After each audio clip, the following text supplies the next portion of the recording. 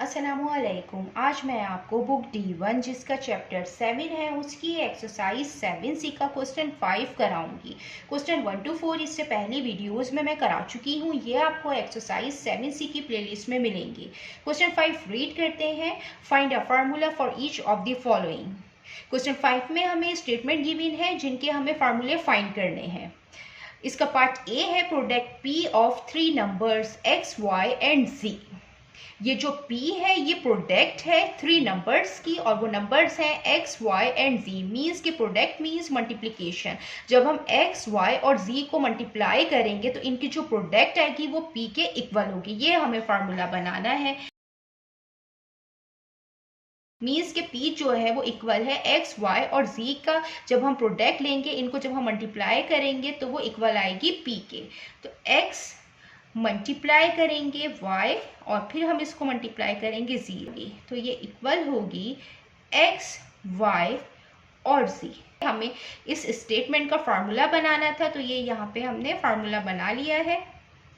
Then अब हम इसका पार्ट बी करते हैं। इसका पार्ट बी है सम S of the square of P and the cube of Q। ये जो S है ये किसके इक्वल है? ये सम है P स्क्वायर का और Q क्यूब का। जब हम P स्क्वायर को प्लस करेंगे Q क्यूब के साथ तो वो इक्वल आएगा S के। मीन्स के S क्या है? ये सम है। किसका सम है? ये P स्क्वायर का और Q क्यूब का सम है। इनको सम करने के बाद ये इक्वल होगा S के। ये इसका फार्मूला फाइंड करना था, ये हमने यहाँ फाइंड कर लिया है। इसका पार्ट सी है average A of 4 numbers M and P and Q। ये ए जो है ये एवरेज है 4 नंबर्स का M एंड P और Q का। एवरेज हम इस तरीके से निकालते हैं कि सम ऑफ ऑल वैल्यूज। ये जो हमें नंबर गिवन है हम इनका सम करते हैं और हम डिवाइड करते हैं टोटल नंबर से। इस तरीके से हम एवरेज फाइंड करते हैं। ये ए जो है ये क्या है? ये एवरेज है।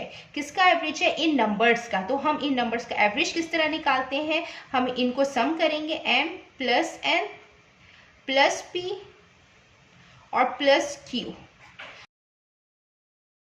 और हम इसको डिवाइड कर देंगे नंबर ऑफ वैल्यूज से। नंबर ऑफ वैल्यूज कितनी है? 1 2 3 4 से। तो ये फार्मूला हमें फाइंड करना था, ये हमने इसमें फाइंड कर लिया है। अब हम इसका पार्ट डी करते हैं।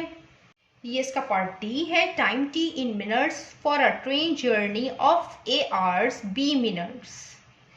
इसमें हमें फार्मूला बनाना है टाइम टी का जो मिनट्स के अंदर है और ये इक्वल है ट्रेन की जर्नी के। और ये जो जर्नी है वो A hours और B मिनट्स की है। A कोई भी नंबर हो सकता है 1 2 3। अब ये टाइम जो है हमें मिनट्स के अंदर चाहिए तो ये A hours है, हमें इसको मिनट्स में कन्वर्ट करना होगा। हमें इसको इस तरीके से फार्मूला बनाएंगे। जो ये टाइम है ये जर्नी है किसकी? ये ट्रेन की जर्नी है A hour और B मिनट्स की। तो A hours plus B minutes.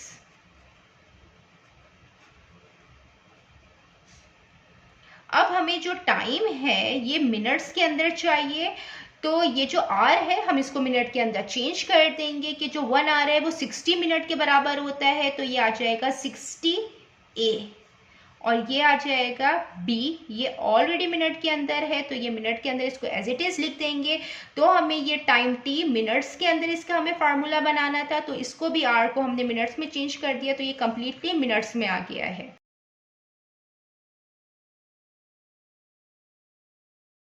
ये इस स्टेटमेंट का फार्मूला बन गया है। अब हम इसका क्वेश्चन 6 करते हैं। क्वेश्चन 6 है if U equal pi into R plus H, find the value of R when U equals 16 whole 1 upon 2 and H equal 2. Take pi to be 22 upon 7. इसमें हमें U की इक्वेशन गिवन है, हमें R की value find करनी है, U की value और H की वैल्यू गिवन है। हम इस इक्वेशन के अंदर U और H की वैल्यू पुट करेंगे और हम R की वैल्यू फाइंड कर लेंगे। इसको हम इस तरीके से सॉल्व करेंगे कि सबसे पहले जो इक्वेशन गिवन है ये हम यहाँ पे लिखते हैं U इज इक्वल टू पाई और R plus H।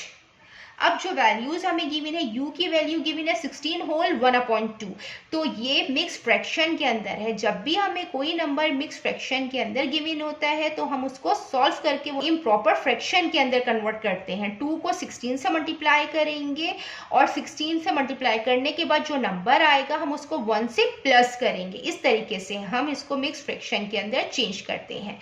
2 16 time 32, 32 plus 1 33, तो 33/2 आ जाएगा। हम पुट करेंगे u की वैल्यू जो हमें गिवन है,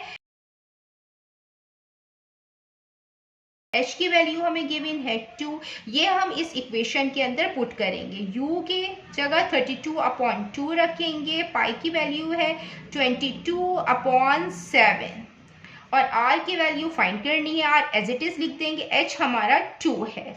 यहाँ पे 7 डिवीजन की फॉर्म में, जब हम इसको दूसरी साइड पे लेके जाएंगे ये मल्टीप्लिकेशन की फॉर्म में होगा। 22 मल्टीप्लाई हो रहा है, जब ये दूसरी साइड पे जाएगा ये डिवीजन की फॉर्म में आएगा। ये मल्टीप्लाई बाय 7 और 2 मल्टीप्लाई बाय 22 हो जाएगा। 22 यहाँ मल्टीप्लाई हो रहा था, हम इसको दूसरी साइड पे लेके गए तो ये डिवीजन की फॉर्म में आ गया। 7 डिवीजन की फॉर्म में था, जब ये दूसरी साइड पे गया तो ये मल्टीप्लिकेशन की फॉर्म में आ गया। यहाँ पे बचा r + 2। अब ये आपस में कैंसिल आउट हो रहे हैं। 11 3 टाइम 33, 11 2 टाइम 22, यहाँ पे 3 बचा है। 3 मल्टीप्लाई बाय 7 21, 2 टाइम 4 आ गया, इज इक्वल टू r + 2 है। अब हमें यहाँ पे r की वैल्यू फाइंड करनी है। हम r को सेपरेट कर लेंगे, यहाँ 2 प्लस में है, हम इसको दूसरी साइड पे लेके जाएंगे, ये माइनस में हो जाएगा, ये -2 आ जाएगा, इज इक्वल टू r। अब यहाँ पे इसके डिनोमिनेटर में 4 है, इसके डिनोमिनेटर में कोई नंबर नहीं है, मीन्स के 1 है।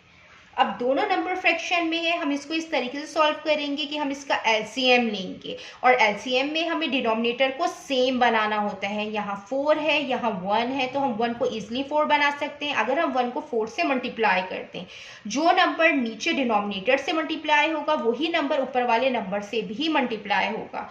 तो 21/4 एज इट इज़ आ जाएगा। 4 को हम 2 से भी मल्टीप्लाई करेंगे और 4 को हम 1 से भी मल्टीप्लाई करेंगे, तो इज इक्वल टू यहाँ पे r आ जाएगा,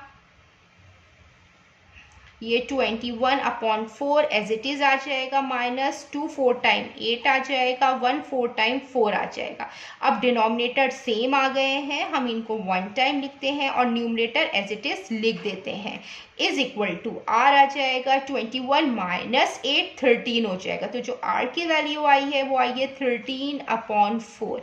अब ये इम्प्रॉपर फ्रैक्शन में आई है। इम्प्रॉपर फ्रैक्शन वो फ्रैक्शन होता है जिसका ऊपर का जो न्यूमरेटर है वो डिनोमिनेटर से बड़ा होता है। जब भी कोई आंसर इम्प्रॉपर फ्रैक्शन में आता है तो हम उसको मिक्स फ्रैक्शन के अंदर कन्वर्ट करके लिखते हैं, और मिक्स फ्रैक्शन के अंदर इस तरीके से कन्वर्ट करेंगे कि हम 13 को 4 से डिवाइड करेंगे।